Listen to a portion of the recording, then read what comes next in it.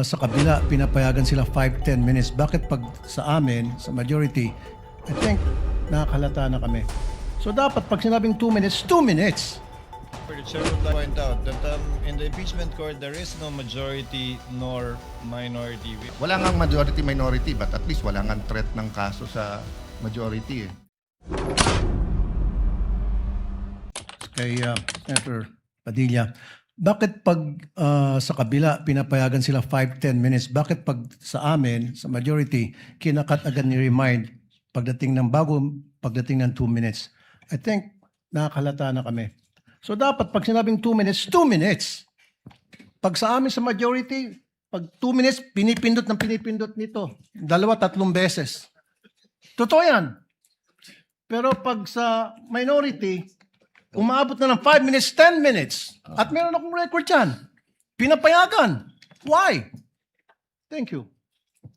The comments of Senator Judge Rafi Tulfo is recognized. However, the chair would like to point out that in the impeachment court, there is no majority nor minority. We are all senator judges. And Senator Lacson earlier requested also an additional time to finish his point, which the chair allowed. That's why the chair reminded Senator Judge Padilla to wind up because his time already lapsed. Kaya nga, Mr. Presiding Officer, I'm sorry, I do have a lot of respect in you. Yung sa akin lang, kahit na sino senador, kapag dating na ng 2 minutes, pinipindutan ng bell eh. Ako ilang beses na ako nang pindutan ng bell. Nakakairita eh. Samantalang yung iba, hindi pinipindutan ng bell, umabot pa ng 5 minutes. I'm not referring to anybody here now. Yun lang yun eh. Kaya nga kuminsan, binubulungan ko na nun dyan eh. Oy, pindutin mo na yung bell. Para naman makapagsalita yung iba. Yun lang po. Wala na akong tinutukoy dito. Dapat maging fair tayo yung sa nagpipindot ng bell. Pag sinabing 2 minutes, 2 minutes regardless kahit na sinong senador yan. Thank you. The clerk of court is instructed to kindly relate to the bell ringer to kindly be consistent in doing the polite reminder to the senator judges with respect to the time allotted. Sir Presiding Senator Officer. Judge Yes. Cayetano Alan. No, I take the comments of Senator Tulfo in order.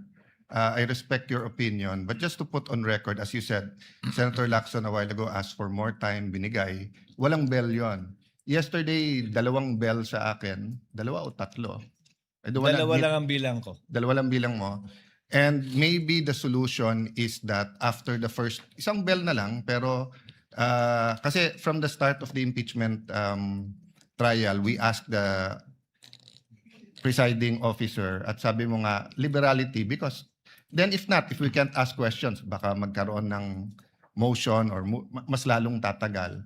Maybe you've been doing it naman, but yun nga, yung just ask to wrap up. But konting, we all want to get back to work. There's so much that we want to do. At least, wala ngang majority-minority, but at least wala ngang threat ng kaso sa majority. Kami magsalita dito, parang may sword sa aming nakatutok. So, konting pagbibigay din sa amin ng konting liberality din sa pagtatanong. Yes. But in accordance with the rules, tama naman po yung sinabi ni Senator Tulfo. The presiding officer shall take in advisement the points raised by Senator Judge Rafi Tulfo as well as the point raised by Senator Judge Allen. And in that spirit, kindly wind up, Senator Judge Padilla. Ginoong tagapamahalang hukom, nais ko lamang pong sagutin ang ating kaibigan na si Senator Rafi Tulfo. Sandali lang po. Kaibigan, mas mahaba kasi yung sagot ng ating prosecution. Ako po ay nagtatanong lamang ng oo ba o hindi. Opo. Pasensya na po. Opo. Kindly wind up, Senator Judge Padilla, but you're gonna Opo. bail of the Maraming second round salamat if there's po. one. Tatalon na po ako. Dito na po ako sa aking kaibigan. Maraming salamat po, kaibigan. Opo. Sa akin pong kaibigan, kay Attorney Matibag, mahal na saksi. Mabilis lang po ito. Ako po ay napunta sa PDP Laban dahil po sa inyo. Tama po. Opo. Kayo po ang kumimbinsi sa akin. Tama po. Campaign manager nyo pa po. Opo. At masasabi po natin na isa kayo sa nagpa-number 1 po sa akin. Tama po. Sa lugar po namin, number 1 po kayo. Opo. Attorney Matibag, sumama po ako sa inyo dahil alam ko na isa po kayo sa arkitekto ng pagkapanalo ni President Rodrigo Roa Duterte. Tama po ba? Hindi po. Sapagkat noong 2016, ako po ay ang campaign manager ng Region 4A ni Secretary Mar Rojas po.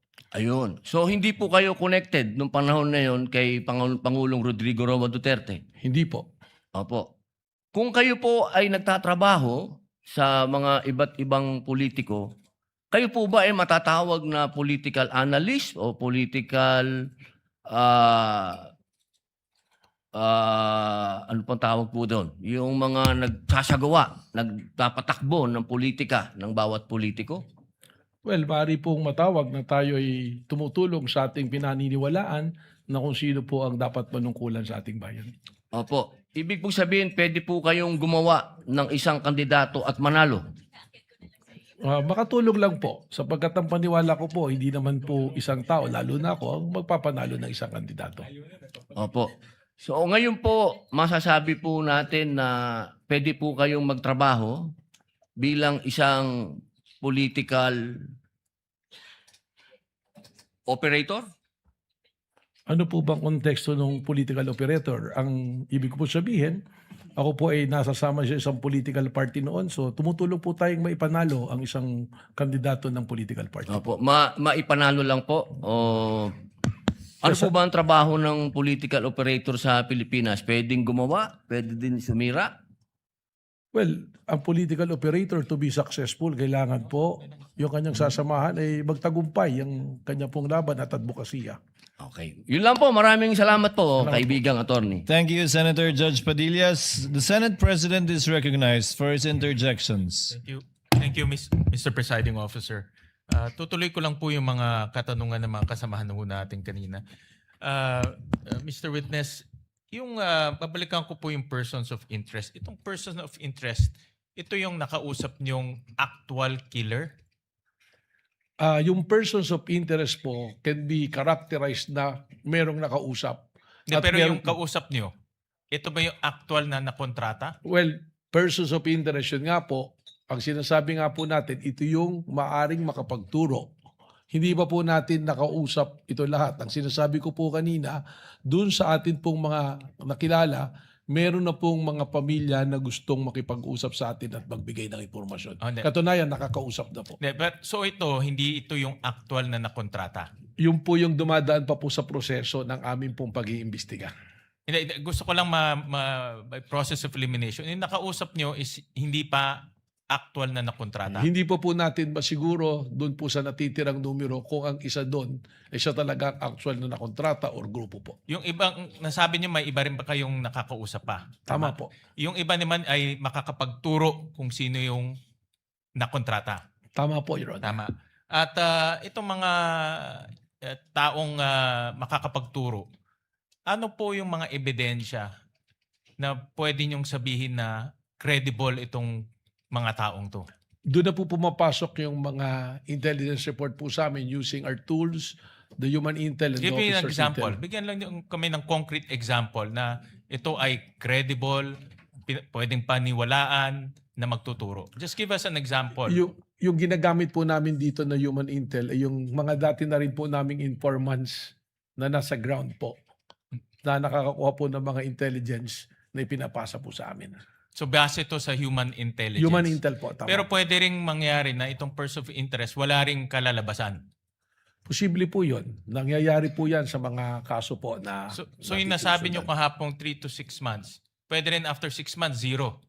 Walang kalalabasan. That is a possibility. Pero gaya nga ng sabi ko, because we were able to narrow down the numbers at meron pong strong indication right now, kasama na nga po yung hangarin ng mga pamilya nitong mga taong nakausap na tinitingnan natin, eh dito po namin ibinabase na mukhang lalabas po ang positibong resulta po. So in other words, yung probability, mataas. Mataas po. Gaano kataas? Bigyan nyo kami ng more or less lang in Siguro your own po opinion. from the scale of 1 to 10, dadudun po tayo ngayon sa 6 to 7 po. 6 to 7 na merong kalalabasan na magtuturong may nakontrata. Tama po. Oh. babalikan ko lang yung statement nyo na nakakausap nyo parati yung na-mention nyo yung Vice President Security Group. Tama Kasama po yun sa isinama natin na pag-aaral po, pag-imbestiga. Correct. Kasama ba sila sa persons of interest itong Vice President Security Group? Meron Kasi pong, nabanggit nyo kahapon na madali silang tawagin, nandun lahat. No? Kasama ba sila dito sa persons of interest ninyo? well, Kung pwede nyong sabihin, I know you're investigating, kung pwede lang sabihin, actually, meron pong personalidad na kasama ron. merong kasama doon. But naintindihan ko na itong VP Security Group is also members of the government. Yun nga po yung sinasabi ko that there are, actually doon po sa aming na-narrow down, there are many uniform who is in active service. Na pwede rin palitan ng executive at any given time. Tama? Tama po. So paano, kung pwede silang palitan, paano sila nagiging persons of interest na merong potentially manggaling sa kanila itong pagkukontrata? Yun po yung precisely the reason na ayaw po natin na yung term na tinatawag na masunog yung atin pong lead na kinukuha. Baka po maka-apekto pag nagkaroon po ng mga sudden po na galawan. So right now, yung tao po nating sinusundan at para madali rin po sa aming pag-monitor and surveillance, mas maigi po na nakapirmis po. Sige. Maraming salamat, Ginoong.